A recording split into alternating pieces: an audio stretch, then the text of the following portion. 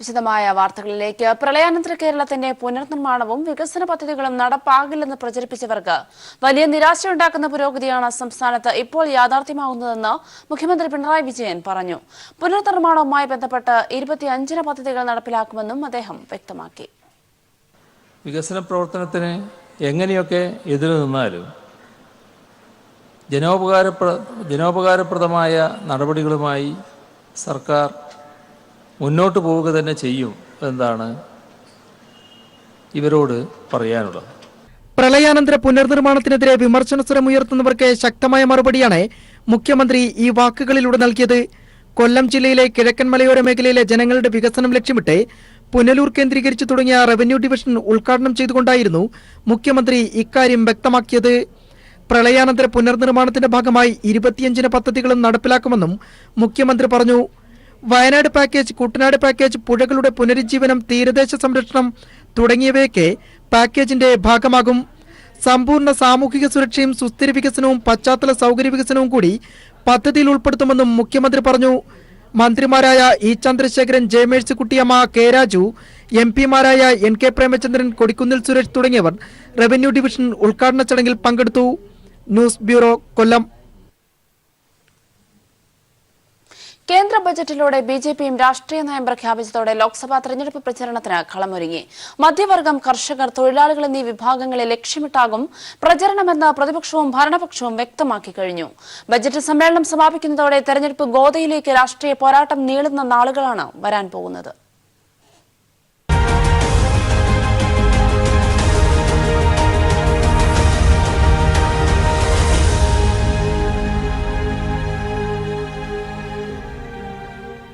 കർഷകർക്ക് പ്രതിമാസം 500 രൂപ അക്കൗണ്ടിൽ, അസംഘടിത മേഖലയ്ക്ക് പെൻഷൻ, 3 കോടി ഇടത്തരക്കാർക്ക് ആദായ നികുതി ഇളവ്, 10% സാമ്പത്തിക സംവരണം, വർഗീയത കത്തിക്കാൻ രാമക്ഷേത്ര നിർമ്മാണവും മറ്റ് പ്രഖ്യാപിത അജണ്ടകളും. ബി.ജെ.പി. തെരഞ്ഞെടുപ്പ് മാനിഫെസ്റ്റോ ഏറെക്കുറെ ഇക്കാര്യങ്ങളെ ചുറ്റിപ്പറ്റിയാകുമെന്ന് വ്യക്തമായിരിക്കുന്നു. മറുവശത്ത് പാവപ്പെട്ടവർക്ക് അടിസ്ഥാന വരുമാനം ഉറപ്പാക്കുമെന്ന പ്രഖ്യാപനവും റഫാൽ അഴിമതി ആരോപണവുമായി കോൺഗ്രസ്. ഇടക്കാല ബജറ്റിൽ മോദി സർക്കാർ നടത്തിയ പ്രഖ്യാപനങ്ങൾ കണ്ണിൽ പൊടിയിടലെന്ന് ഒരേ സ്വരത്തിൽ നിലപാടുമായി മറ്റ് പ്രതിപക്ഷ പാർട്ടികളും പ്രചരണത്തിന് തയ്യാർ. മോദി സർക്കാരിന്റെ ഇടക്കാല ബജറ്റ് അവതരണം പൂർത്തിയായതോടെ പാർട്ടികൾ ഉയർത്തുന്ന തെരഞ്ഞെടുപ്പ് വിഷയങ്ങൾ ഏറെക്കുറെ വ്യക്തമായി. രാജ്യത്തെ തൊഴിലില്ലായ്മ നിരക്ക് 45 വർഷത്തെ ഉയർന്ന തോതിലാണെന്ന പൂഴ്ത്തിവെച്ച കണക്കുകൾ യുവാക്കളെയും ഇടത്തരക്കാരെയും സർക്കാരിനെതിരെ തിരിക്കാൻ പ്രതിപക്ഷ പാർട്ടികൾ ആയുധമാക്കും. എന്നാൽ പാർലമെന്റിലെ പ്രഖ്യാപനങ്ങൾ മേൽക്കൈ നേടാൻ സഹായിക്കുമെന്നാണ് ബി.ജെ.പിയുടെ പ്രതീക്ഷ. ഈ വിഷയങ്ങളിലെ രാഷ്ട്രീയ ഏറ്റുമുട്ടൽ നാളെ തുടങ്ങുന്ന ബജറ്റ് ചർച്ചയോടെ കനക്കും. പാർലമെന്റ് സമ്മേളനം കഴിഞ്ഞാൽ ഉടൻ പൊതുജന മധ്യത്തിലേക്ക്. പ്രചരണ വാഗ്ദാന വിഷയങ്ങൾ തെളിഞ്ഞതോടെ ഇനി സ്ഥാനാർത്ഥി സഖ്യ ചർച്ചകളിലെ സസ്പെൻസുകളും തെരഞ്ഞെടുപ്പ് ഗോതയെ ചൂടുപിടിപ്പിക്കും. Sarath K Sasi, news bureau, Delhi. മൂന്നാം സീറ്റ് വിഷയത്തിൽ പിന്നോട്ട് പോകണ്ടെന്ന ലീഗ് നിലപാട് യു.ഡി.എഫിനെ കുഴയ്ക്കുന്നു. പി.ജെ. ജോസഫ് അർഹതയില്ലാത്തതാണ് ആവശ്യപ്പെടുന്നതെന്നും ഇത് പരിഗണിക്കേണ്ടതില്ല എന്നുമാണ് ലീഗ് നേതൃത്വത്തിലെ ധാരണ. യു.ഡി.എഫ് യോഗത്തിന് മുമ്പ് ഉഭയകക്ഷി ചർച്ചയിൽ ലീഗിനെ അനുനയിപ്പിക്കാനാണ് കോൺഗ്രസ് ശ്രമം. യു.ഡി.എഫ് യോഗത്തിലും ഉഭയകക്ഷി ചർച്ചകളിലും മുസ്ലിം ലീഗ് സ്വീകരിക്കേണ്ട നിലപാട് ചർച്ച ചെയ്യാനാണ് കഴിഞ്ഞ ദിവസം ലീഗ് ഉന്നതാധികാര സമിതി ചേർന്നത്. ഈ നിർണായക യോഗത്തിന് തൊട്ടുമുമ്പ് കെ.പി.സി.സി. അധ്യക്ഷൻ പാണക്കാട്ടെത്തിയത് കൌതുകത്തോടെയാണ് ലീഗ് നേതാക്കൾ കണ്ടത്. മുന്നണിയുടെ കെട്ടുറപ്പിനെ ബാധിക്കുന്ന പ്രസ്താവനകളോ പ്രവൃത്തികളോ വേണ്ടെന്ന് പാണക്കാട് ഹൈദരലി തങ്ങളുടെ അഭ്യർത്ഥനയെ പി.കെ. കുഞ്ഞാലിക്കുട്ടിയും പിന്തുണച്ചിരുന്നു. എന്നാൽ യോഗത്തിലെ ഭൂരിപക്ഷാഭിപ്രായം പരിഗണിച്ചാണ് മൂന്നാം സീറ്റുമായി മുന്നോട്ടു പോകാൻ തങ്ങൾ അനുമതി നൽകിയത്. സീറ്റ് ആവശ്യപ്പെടാൻ പി.കെ. കുഞ്ഞാലിക്കുട്ടിയെയും ഇ.ടി. മുഹമ്മദ് ബഷീറിനെയും ഹൈദരലി തങ്ങൾ ചുമതലപ്പെടുത്തിയിട്ടുണ്ട്. സ്വന്തം എം.എൽ.എയെ രാജിവെപ്പിച്ച് എ.കെ. ആന്റണിയെ തിരൂരങ്ങാടിയിൽ മത്സരിപ്പിച്ച കാലം തൊട്ടുള്ള വാഗ്ദാനമാണ് മൂന്നാം സീറ്റെന്നും പി.ജെ. ജോസഫിന് അധിക സീറ്റിന് അർഹതയില്ലെന്നും ലീഗ് നേതാക്കൾ ചൂണ്ടിക്കാണിക്കുന്നു. അതേസമയം പി.ജെ. ജോസഫിനെ മുന്നണിയിൽ പിടിച്ചു നിർത്താനുള്ള ശ്രമങ്ങളിൽ മുസ്ലിം ലീഗും സഹകരിക്കും. യു.ഡി.എഫ് ചേരുന്നതിന് മുമ്പ് ലീഗിനെ അനുനയിപ്പിക്കാനുള്ള കോൺഗ്രസിന്റെ തന്ത്രം ഇതോടെ ലക്ഷ്യത്തിലെത്തിയില്ല.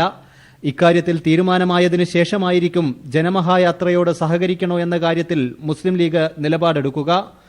മുസ്ലിം ലീഗിന്റെ മനസ്സ് വിഷമിപ്പിച്ച് തെരഞ്ഞെടുപ്പിനെ നേരിടാനുള്ള ധൈര്യം കോൺഗ്രസിനില്ലെന്നാണ് ലീഗ് നേതൃത്വം കണക്കുകൂട്ടുന്നത്. News bureau, Malappuram. കോഴിക്കോട് ലോക്സഭാ മണ്ഡലം ഇത്തവണ തിരിച്ചുപിടിക്കാമെന്ന പ്രതീക്ഷയിലാണ് LDF കളത്തിലിറങ്ങുന്നത്. മണ്ഡലത്തിൽ കഴിഞ്ഞ നിയമസഭാ തെരഞ്ഞെടുപ്പിൽ നേടിയ 90,000-ൽ അധികം വരുന്ന ലീഡ് അനുകൂലമാകുമെന്ന പ്രതീക്ഷയിലാണ് LDF. കഴിഞ്ഞ 2 തവണയായി മണ്ഡലത്തെ പ്രതിനിധീകരിച്ച MK രാഘവന്റെ വികസന പ്രവർത്തനങ്ങൾ പ്രഖ്യാപനങ്ങളിൽ മാത്രം ഒതുങ്ങിയെന്നതാണ് UDF-ന് തലവേദനയുണ്ടാക്കുന്നത്. കഴിഞ്ഞ 10 വർഷക്കാലം മണ്ഡലത്തെ പ്രതിനിധീകരിച്ച MK രാഘവന് എണ്ണിപ്പറയാൻ ഒരു കേന്ദ്ര പദ്ധതി പോലും ഇല്ല.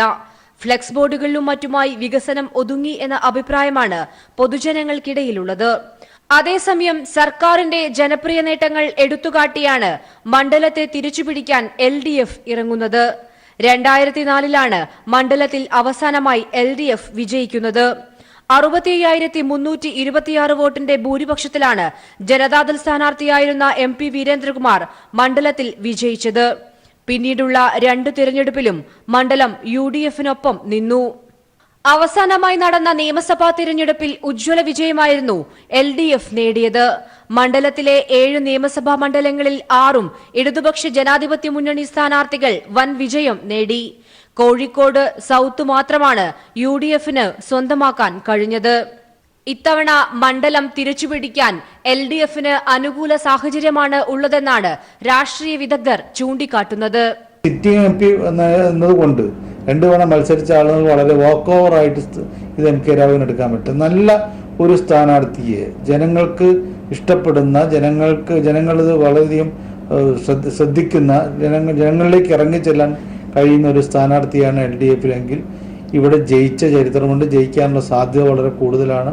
ലോക് താന്ത്രിക് ജനതാദളിന്റെയും INL-ന്റെയും മുന്നണി പ്രവേശം മണ്ഡലത്തിൽ LDF നേട്ടം കൊയ്യുമെന്നാണ് വിലയിരുത്തുന്നത്. പാർട്ടിയിലെ വിഭാഗീയതയാണ് BJP-ക്ക് വെല്ലുവിളിയാകുന്നത്. മുതിർന്ന നേതാക്കൾ തമ്മിലുള്ള വടംവലി താഴെത്തട്ടിലേക്കും പടർന്നത് തെരഞ്ഞെടുപ്പ് പ്രവർത്തനത്തെ ദോഷകരമായി ബാധിക്കും. ഇത്തവണ MK രാഘവനെ തന്നെ UDF കളത്തിലിറക്കുമെന്നാണ് റിപ്പോർട്ടുകൾ. മണ്ഡലത്തിൽ ഹാട്രിക് വിജയം ലക്ഷ്യമിട്ട് UDF ഇറങ്ങുമ്പോൾ വികസന മുരടിപ്പും LDF സർക്കാരിന്റെ ഭരണനേട്ടവും എടുത്തുകാട്ടിയാണ് ഇടതുപക്ഷ ജനാധിപത്യ മുന്നണി തെരഞ്ഞെടുപ്പിനെ നേരിടാൻ ഒരുങ്ങുന്നത്. ലോക്സഭാ തെരഞ്ഞെടുപ്പിനായി കോഴിക്കോട് കച്ചമുറുക്കുമ്പോൾ വിജയത്തിൽ കുറഞ്ഞത് ഒന്നും തന്നെ LDF-ന് പറയാനില്ല. MK രാഘവനെ തന്നെ സ്ഥാനാർത്ഥിയാക്കി UDF ഇറങ്ങുമ്പോൾ ശക്തമായ മത്സരത്തിനാണ് കോഴിക്കോട് വേദിയാകുന്നത്. ക്യാമറാമാൻ ജിബേഷിനൊപ്പം മേഘമാധവൻ, കോഴിക്കോട്. സാംസ്കാരിക കേരളത്തെ പിന്നോട്ട് നയിക്കാൻ അനുവദിക്കില്ല എന്ന പ്രഖ്യാപനവുമായി പുരോഗമന കലാസാഹിത്യ സംഘം സംഘടിപ്പിക്കുന്ന വടക്കൻ മേഖല നവകേരള സാംസ്കാരിക യാത്രയ്ക്ക് കാസർഗോഡ് ഇരിയണ്ണിയിൽ പ്രൗഢോജ്വല തുടക്കം. അശോകൻ ചെരുവിൽ നയിക്കുന്ന വടക്കൻ മേഖലാ ജാഥ ഈ മാസം 9-ന് തെക്കൻ മേഖലാ ജാഥയ്ക്കൊപ്പം തൃശൂരിൽ സമാപിക്കും. കേരളം നവോത്ഥാന മൂല്യസംരക്ഷണത്തിനായി നടത്തുന്ന പോരാട്ടം തോറ്റുകൊടുത്താൽ രാജ്യം 1000 കൊല്ലം പിറകോട്ടേക്ക് നയിക്കപ്പെടുമെന്ന് ജാഥ ഉദ്ഘാടനം ചെയ്ത പ്രശസ്ത തമിഴ് പുരോഗമന സാഹിത്യകാരൻ സു വെങ്കടേശൻ പറഞ്ഞു. വർഗീയ ശക്തികൾ സമൂഹത്തിൽ നിറയ്ക്കുന്ന വെറുപ്പിന്റെയും അസഹിഷ്ണുതയുടെയും അന്ധകാരത്തിനെതിരെ പുരോഗമന നവോത്ഥാനാശയങ്ങളുടെ ദീപങ്ങൾ പ്രകാശിപ്പിച്ചുകൊണ്ടാണ് നവകേരള സാംസ്കാരിക യാത്ര വടക്കൻ മേഖലയിൽ പ്രയാണം ആരംഭിച്ചത്. കാസർഗോഡ് ഇരിയണ്ണിയിൽ വൻ ജനാവലിയെ സാക്ഷി നിർത്തി യാത്രയുടെ ഉദ്ഘാടനം പ്രശസ്ത പുരോഗമന തമിഴ് സാഹിത്യകാരൻ സു വെങ്കടേശൻ നിർവഹിച്ചു. നവോത്ഥാന മൂല്യങ്ങളുടെ സംരക്ഷണത്തിനും ശബരിമലയിൽ യുവതി പ്രവേശനത്തിനും വേണ്ടി കേരളം ഉയർത്തിക്കൊണ്ടുവന്ന മുന്നേറ്റങ്ങൾ തോറ്റുകൊടുത്താൽ രാജ്യം 1000 വർഷം പിന്നോട്ടു പോകുമെന്ന് സു വെങ്കടേശൻ പറഞ്ഞു. இந்த போராட்டத்தில் மனிதகுலம் ஒருபோதும் தோற்றதில்லை. நீங்கள் வரலாற்று முக்கியத்துவம் வாய்ந்த ஒரு நாளிலே ஒரு காலத்தில் வாழ்கிறீர்கள். இந்த போராட்டத்தில் கேரளம் தோற்றால் 1000 ஆண்டுக்கு பின்னுக்கு போன ஒரு அரசியல் வெற்றி பெற்றதாக அர்த்தம். இந்த போராட்டத்தில் கேரளம் தோற்க கூடாது. ஏனென்றால் என்றைக்கும் மாவீரர்கள் தோற்றதாக வரலாறு இருக்கக்கூடாது. നവോത്ഥാനകാലം ആശയസാന്ദ്രമായിരുന്നുവെന്നും അതിന്റെ ശോഷണമാണ് ഇപ്പോൾ നടക്കുന്നതെന്നും ആശയങ്ങൾ സംരക്ഷിക്കപ്പെട്ടില്ലെങ്കിൽ നേടിയെടുത്ത നേട്ടങ്ങളുടെ സംരക്ഷണത്തിനുള്ള പോരാട്ടങ്ങൾ പോലും നിലച്ചുപോകുമെന്ന് ചിന്തകനും എഴുത്തുകാരനുമായ KN കുഞ്ഞഹമ്മദ് പറഞ്ഞു. ആശയസാന്ദ്രമായി തീർന്ന നവോത്ഥാന കാലത്ത് നിന്ന് ആശയരഹിതമാകുന്ന, ആശയമുക്തമാകുന്ന ഒരു കാലത്തിലേക്ക് നാം പതുക്കെ കടക്കുകയാണ്. ഇത് ഏറ്റവും വലിയൊരു അപകടമായി നാം തിരിച്ചറിയേണ്ടതുണ്ട്. കാരണം ഒരു സമൂഹത്തിലെ മാറ്റം എന്ന് പറയുന്നത് ആ മാറ്റത്തെ സാധ്യമാക്കുന്ന ആശയങ്ങളുടെ ഉൽപാദനവുമായി ബന്ധപ്പെട്ടാണ് ഇരിക്കുന്നത്. ഒരു സമരം തോറ്റാൽ, 2 സമരം തോറ്റാൽ സമരങ്ങളാകെ തോറ്റാലും സമരങ്ങളെ സാധ്യമാക്കുന്ന ആശയങ്ങൾ നിലനിൽക്കുന്നുണ്ടെങ്കിൽ തീർച്ചയായിട്ടും തോറ്റ സമരങ്ങളിൽ നിന്ന് പുതിയ സമരങ്ങൾ ഉയർത്തെഴുന്നേൽക്കും. സംഘാടക സമിതി ചെയർമാൻ സിജി മാത്യു ഉദ്ഘാടന യോഗത്തിൽ അധ്യക്ഷനായിരുന്നു. ജാഥ ക്യാപ്റ്റൻ അശോകൻ ചെരുവിൽ നവോത്ഥാന ദീപം തെളിയിച്ചു. Convener TR Ajayan, manager Raveendran Kudakkad, Janamma Kunhunni, Purushan Kadalundi MLA, PVK Panayal, advocate P Appakuttan തുടങ്ങിയവർ പങ്കെടുത്തു. ജാഥ ഇന്ന് കാസർഗോഡ് ജില്ലയിൽ പര്യടനം നടത്തും. News bureau, Kasaragod. UDF സർക്കാർ കോട്ടയം നഗരത്തിൽ മൊബിലിറ്റി ഹബിനായി നികത്താനിരുന്ന വയലൊരുക്കിയെടുത്ത് ജനങ്ങൾ വിത്തെറിഞ്ഞു. കൃഷിമന്ത്രി VS സുനിൽകുമാർ വിത്തിടിയിൽ ഉദ്ഘാടനം നിർവഹിച്ചു. 4 നൂറ്റാണ്ടിനു ശേഷം കോടിമത മൂപ്പായിക്കാട് പൂഴിക്കുന്ന പാടശേഖരത്ത് കൃഷിയിറക്കിയത്. മീനച്ചിലാർ, മീനന്തരയാർ, കൊടൂരാർ നദീ സംയോജന പദ്ധതിയുടെ ഭാഗമായി ഹരിത കേരള മിഷൻ, കൃഷി ജലവിഭവ നഗരസഭ, കർഷക കൂട്ടായ്മ എന്നിവയുടെ നേതൃത്വത്തിലാണ് പാടശേഖരം കതിരണിയുന്നത്. ചെളിയും പോളയും പുല്ലും നീക്കി കൃഷിക്കായി സജ്ജമാക്കിയ പാടത്ത് കൃഷിമന്ത്രി VS സുനിൽകുമാർ വിത്തെറിഞ്ഞു. 25 വർഷം ഉപയോഗശൂന്യമായ കോട്ടയം നഗരത്തിലെ ഏറ്റവും വലിയ പാടമായ 220 ഏക്കർ സ്ഥലത്ത് 35 കർഷകരെ 2 സംഘങ്ങളായി തിരിച്ചാണ് കൃഷി ആരംഭിച്ചിട്ടുള്ളത്. അനുയോജ്യമായ തരിശുഭൂമികൾ ഏറ്റെടുത്ത് കൃഷി ചെയ്യാനായി കർഷകരെ ഏൽപ്പിക്കുമെന്ന് മന്ത്രി വ്യക്തമാക്കി. കൃഷി ചെയ്യാൻ യോഗ്യമായ സ്ഥലം കൃഷി ചെയ്യാതെ ഇടുന്നത് ഗവൺമെന്റ് അനുവദിക്കില്ല. അവിടെ ഉടമസ്ഥന്റെ അനുമതിയില്ലെങ്കിലും അവിടെ കൃഷി ചെയ്യാനുള്ള അധികാരം പുതിയ അമെന്റ്മെന്റ് പ്രകാരം ഡിപ്പാർട്ട്മെന്റ് കിട്ടിയിട്ടുണ്ട്. അത് വെച്ച് ഡിപ്പാർട്ട്മെന്റ് ചെയ്യും. അതിന്റെ പേരിൽ ഒരു ഉടമസ്ഥന്റെയും കൃഷി പിടിച്ചെടുക്കുന്ന ഭൂമി പിടിച്ചെടുക്കില്ല. അയാൾ സമ്മതിച്ചില്ലെങ്കിലും അയാളുടെ അക്കൗണ്ടിലേക്ക് അതിലെ നിശ്ചിത ശതമാനം ലാഭം കൊടുക്കുകയും ചെയ്യും. ചടങ്ങിൽ തിരുവഞ്ചൂർ രാധാകൃഷ്ണൻ MLA അധ്യക്ഷനായി. ഇടത് സർക്കാർ അധികാരത്തിലെത്തിയപ്പോഴാണ് തണ്ണീർത്തട സംരക്ഷണത്തിന്റെ ഭാഗമായി വയൽ നികത്തിയുള്ള കോട്ടയത്തെ മൊബിലിറ്റി ഹബ്ബ് ഉത്തരവ് റദ്ദാക്കിയത്. നിലം ഉടമകൾ കൃഷിക്ക് തയ്യാറാകാത്തതിനാൽ കൃഷിവകുപ്പ് സന്നദ്ധരായ കർഷകരെ ഏൽപ്പിച്ച് ഹെക്ടറിന് 25,000 രൂപയും സൗജന്യ വിത്തും നൽകി. പാടശേഖരത്തിൽ വെള്ളമെത്തിക്കാൻ ജലവിഭവ വകുപ്പാണ് 3 ലക്ഷം ചെലവഴിച്ച് തോടുകൾ വൃത്തിയാക്കിയത്. News bureau, Kottayam. ഒരു നാടിന്റെ സൗന്ദര്യമായിരുന്ന കായലിനെ ശുചീകരിക്കാൻ നാട്ടുകാരുടെയും കുട്ടികളുടെയും ശ്രമം. തിരുവനന്തപുരത്തെ വെള്ളായണി കായലാണ് നീർത്തടാകം പരിസ്ഥിതി സംഘടനയുടെ നേതൃത്വത്തിൽ സ്കൂൾ കുട്ടികളും നാട്ടുകാരും ചേർന്ന് വൃത്തിയാക്കിയത്. ലോക തണ്ണീർത്തട സംരക്ഷണ ദിനത്തോട് അനുബന്ധിച്ചായിരുന്നു ശുചീകരണ പരിപാടി സംഘടിപ്പിച്ചത്. സ്കൂൾ വിദ്യാർത്ഥികളും സന്നദ്ധ സംഘടനകളും പിന്നെ നാട്ടുകാരും ചേർന്നപ്പോൾ ചരിത്രമുറങ്ങുന്ന വെള്ളായണി കായലിന്റെ ഒരു ഭാഗം വൃത്തിയായി.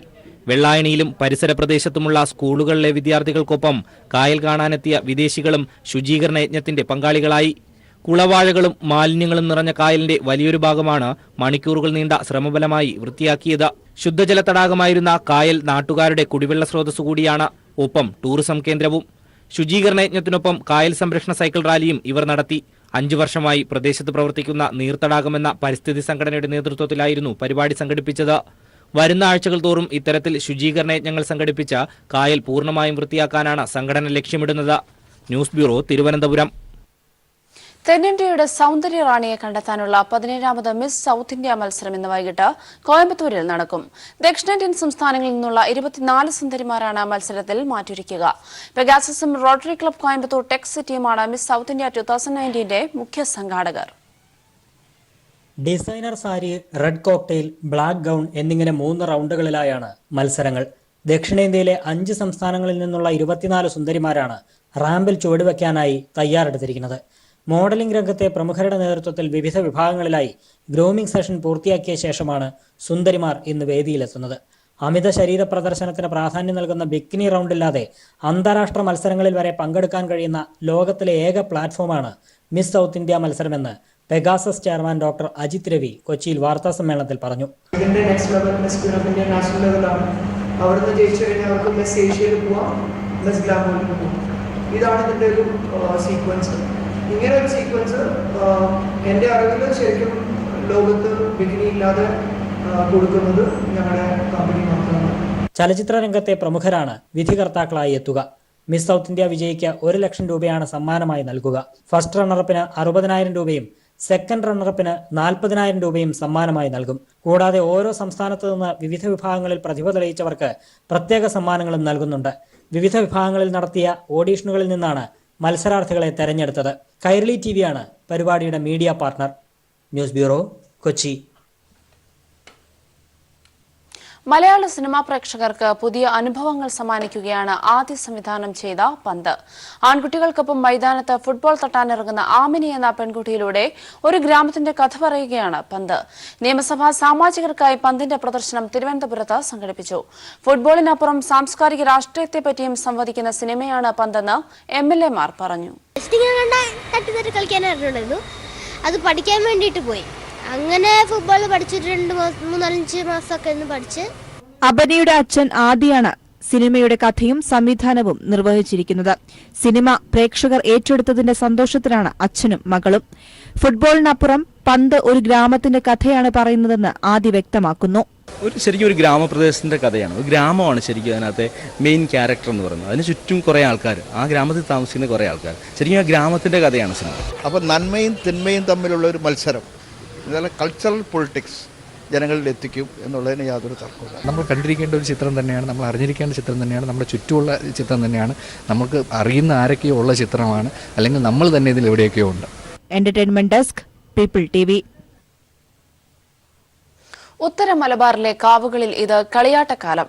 12 വർഷത്തെ ഇടവേളയ്ക്ക് ശേഷം വന്നെത്തിയ പെരും കളയാട്ടത്തിന്റെ ലഹരിയിലാണ് പയ്യന്നൂർ പൂന്തുരുത്തി ഗ്രാമം. മുച്ചിലോട്ട് ഭഗവതിയുടെ അനുഗ്രഹം തേടിയെത്തുന്ന ലക്ഷക്കണക്കിന് ഭക്തജനങ്ങളെ വരവേൽക്കാൻ ഈ ഗ്രാമം ഒരുങ്ങിക്കഴിഞ്ഞു. മുച്ചിലോട്ട് ഭഗവതിയുടെ തിരുമംഗല്യ സങ്കല്പമാണ് പെരുങ്കളിയാട്ടം. കളിയാട്ടങ്ങളുടെ കളിയാട്ടമായ പെരുങ്കളിയാട്ടത്തിന് മാസങ്ങൾ നീണ്ട ഒരുക്കങ്ങൾ ആവശ്യമാണ്. 12 വർഷത്തിന് ശേഷം വന്നെത്തുന്ന പെരുങ്കളിയാട്ടത്തിന്റെ ലഹരിയിലാണ് കണ്ണൂർ പയ്യന്നൂരിനടുത്ത പൂന്തുരുത്തി. വടക്കേ മലബാറിലെ ഏറ്റവും ജനങ്ങൾ അണിചേരുന്ന ഒരു ക്ഷേത്രമാണ് പയ്യന്നൂർ ശ്രീ പൂന്തുരുത്തി മുച്ചിലോട്ട് ഭഗവതി ക്ഷേത്രം.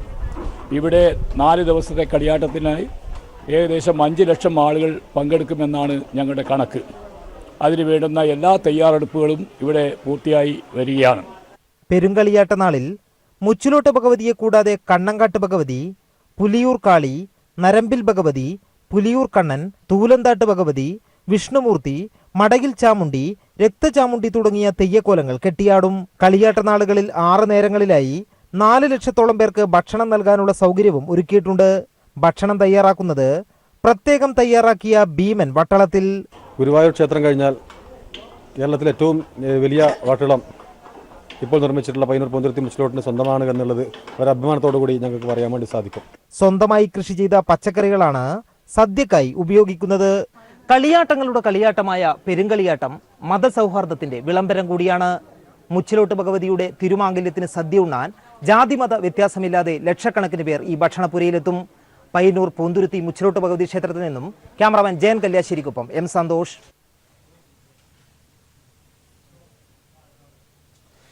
കൊടും തണുപ്പിൽ വിറയ്ക്കുകയാണ് അമേരിക്ക. അന്റാർട്ടിക്കയെക്കാളും കൂടുതൽ തണുപ്പാണ് പല ഭാഗങ്ങളിലും ഇപ്പോൾ അനുഭവപ്പെടുന്നത്. നിരവധി തടാകങ്ങളും വെള്ളം നിറഞ്ഞ് ഐസായ അവസ്ഥയിലാണ് ഉള്ളത്. യുഎസിലെ മിഷിഗൺ തടാകമാണ് വീഡിയോയിൽ കാണുന്നത്. വെള്ളം ഉറഞ്ഞ് ഐസായത് കാരണം കപ്പലിന് പോലും സഞ്ചരിക്കാൻ കഴിയാത്ത അവസ്ഥയിലാണ്. അതിശക്തമായ തണുത്ത കാറ്റിന് വഴിവെക്കുന്ന പോളർ വോർട്ടെക്സ് എന്ന പ്രതിഭാസം മൂലമാണ് യുഎസിലെ മധ്യപടിഞ്ഞാറൻ മേഖല അതിശൈത്യത്തിന്റെ പിടിയിലായത്. ഷിക്കാഗോയിൽ കഴിഞ്ഞ ദിവസം -20 ഡിഗ്രി വരെയായിരുന്നു താപനില താഴ്ന്നത്. ചരിത്രത്തിലെ തന്നെ ഏറ്റവും കുറഞ്ഞ താപനിലയാണിത്. 1985 ജനുവരി 20-നാണ് ഷിക്കാഗോയിൽ ഏറ്റവും കുറഞ്ഞ താപനിലയിൽ എത്തിയത്. അതിനേക്കാൾ കേവലം 9 ഡിഗ്രി സെൽഷ്യസ് മാത്രം വ്യത്യാസമാണ് വ്യാഴാഴ്ച രേഖപ്പെടുത്തിയത്. മിനസോട്ടയിൽ -45 മുതൽ 65 ഡിഗ്രി ഫാരൻഹീറ്റ് വരെ താപനില താഴ്ന്നു. 1800കളിലാണ് ഇത്രയും താഴ്ന്ന താപനില രേഖപ്പെടുത്തിയത്. പ്രദേശവാസികളോട് വീടിന് പുറത്തു പോകുമ്പോൾ ദീർഘശ്വാസം എടുക്കുന്നത് ഒഴിവാക്കാനും സംസാരം കഴിയുന്നതും ജനങ്ങൾക്ക് അധികൃതർ മുന്നറിയിപ്പ് നൽകി. അതിശൈത്യമുണ്ടാക്കിയേക്കാവുന്ന അപകടത്തിന്റെ രൂക്ഷത വിളിച്ചോതുകയാണ് ഇക്കാര്യം. ഡക്കോട്ട മുതൽ പെൻസിൽവാനിയ വരെയുള്ള സംസ്ഥാനങ്ങളിൽ 50 മില്യണിലധികം ജനങ്ങളെ അതിശൈത്യം ബാധിച്ചു. ഇതുവരെ 11 പേർ മരിച്ചുവെന്നാണ് CNN റിപ്പോർട്ട് ചെയ്യുന്നത്. ഇല്ലിനോയ്, മിഷിഗൺ, വിസ്കോൺസിൻ സംസ്ഥാനങ്ങളിൽ അടിയന്തരാവസ്ഥയും പ്രഖ്യാപിച്ചിരിക്കുകയാണ്. News desk.